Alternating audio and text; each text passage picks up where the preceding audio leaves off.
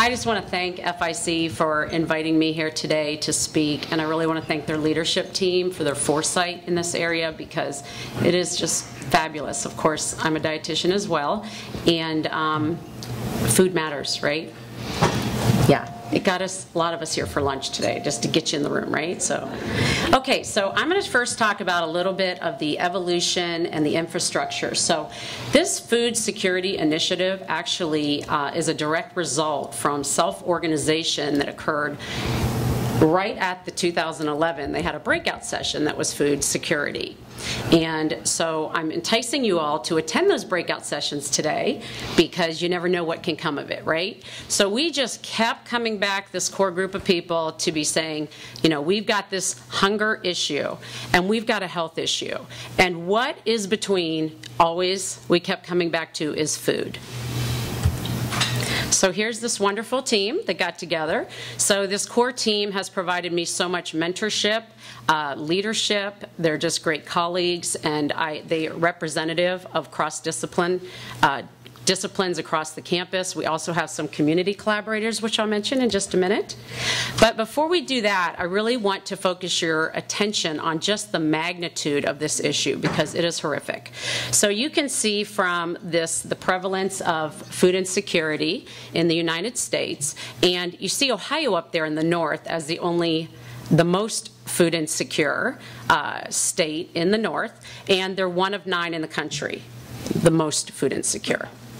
Alarming, alarming. So the scope and magnitude we can't underestimate. So hunger affects, I need to make a change here, because as of yesterday, it's gone to over 50 million Americans now. That just came out from the USDA. So I hate to make the change in that direction. Hopefully we're going to pull together and do something about that. And these are just other statistics. Some of the ones that are more shocking to me and alarming are that there's a 50% increase in food insecure seniors projected by 2025. So, you know, this isn't going away. In turn, the face of hunger is shifting. So what this tells us here, and I know it's a little busy, but I want to point out that none of us are immune to this. This is telling us that the difference between 2007 to 2010, we now have people with doctorate degrees, over 33,000. And this isn't to alarm you all, and I know you got your free meal today, which was lovely, but consider, and we have a pantry grant, and like 3 of the students actually doing the surveys have realized now that they're in the surveys that they in fact are food insecure. So again, the face of food insecurity is changing, and it's affecting all of us. The cost to farm, to get something farm to fork or crop to clint, whatever you want to say, is also very dramatic, and it's very complex. I'm not going to read all these numbers to you. You can read yourself. However, I want you to know that all the food grown, produced, only there's 40% still going to waste.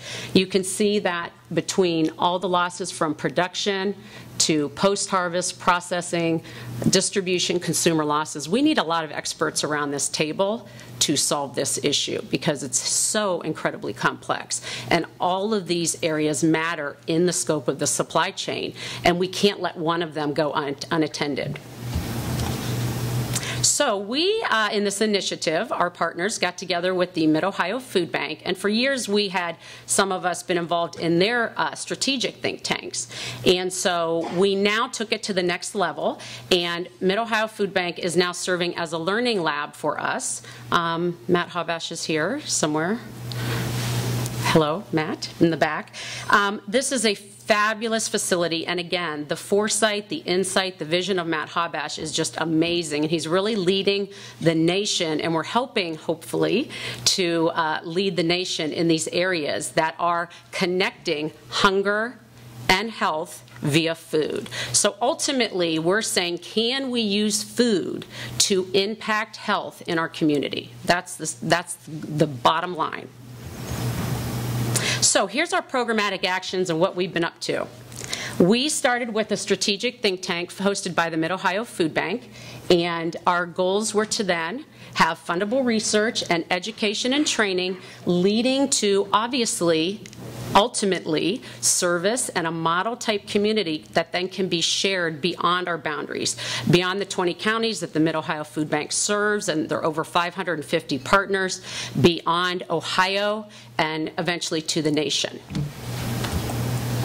I hope you like my graphic. This took, like, for me, this was huge. So this took more than the whole presentation to put together. So I want to point out, Ken asked why the pitchfork was upside down, and I said I was fearful that someone wouldn't know it was a pitchfork unless it was not upside down. So we had the strategic think tank, which was just a few weeks ago, as Ken mentioned, and you might see yourself in the picture because I see a lot of familiar faces here, and it was just a wonderful event. Of course, I'm a little biased, but the feedback we got from the evaluations also supported that statement, and we just had a great array of people from industry, nonprofits, academia, of course, business, and it started a conversation. I do want to thank Ken for showing this slide because now I don't have to spend time on it since he did. That was his time. But ultimately, what I want to point out here is this is a wordle that was derived directly from the results that we got and the report from the facilitators. And you can see food is at the epicenter here. And I don't think that's news to anyone in this room. And we also thankfully saw health and some community and some other things that we anticipated. But this gave us, you know, when you're having community people in the room and nonprofits and foundation, people from foundations, it's fabulous that we all do share a common language. So here's our programmatic action plates for this initiative. The first one is fundable research, and I will tell you that all of these areas, I don't have time to spend on each of them, but we are busy. We are very busy, and it's incredibly exciting and incredibly meaningful work. You know, and that's really what it's all about, and we hope to be, we're impacting people. So the feed study, if anyone's interested in that, it's a fabulous $850,000 research grant that we got from Bristol Myers Squibb through the MidOhio Food Bank, and you can see Diane Habash about the details of that. I know she's in the room. We have focus groups going on. The pantry grant was supported by the FIC directly. There's a poster over there. Fabulous preliminary data that's so interesting. We have e-health initiatives with technology and getting info messages out to people. We've got an initiative with food desert mapping, and we're pulling together a group on that right now. We have some things going on with community health workers, with patient-centered medical homes, and with the American Cancer Institute. Getting to the meat of it, though, what we've submitted and done that's produced some outcomes.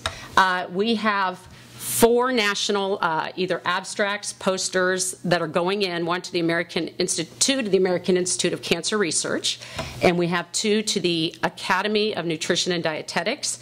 That'll be poster and oral presentations this year. We've gotten 2 student awards on our work that's directly through this initiative.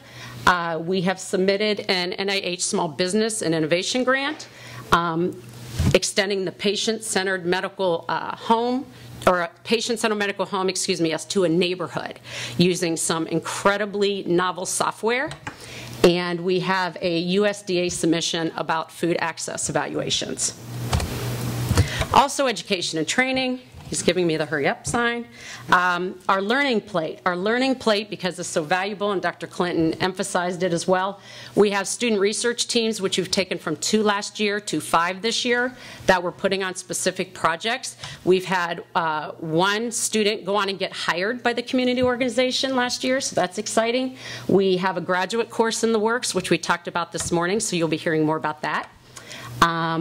We have the College of Social Work has now created a food security theme for all of their interns to go out, so we're incredibly excited about that. That's just going to get a bunch of social work students out there directly from this initiative. And we have developed we're in the process of developing a National Evaluation Research Corps. And I need to say, I told where's Dr. Taylor? Somewhere in the room? There he is. I told him, my Lord, you have us 1 letter off from all being nerds with this. So we can thank Dr. Taylor for that. Okay. Ultimately, never doubt a small group of thoughtful, committed people can change the world. Indeed, we know it's the only thing that ever has.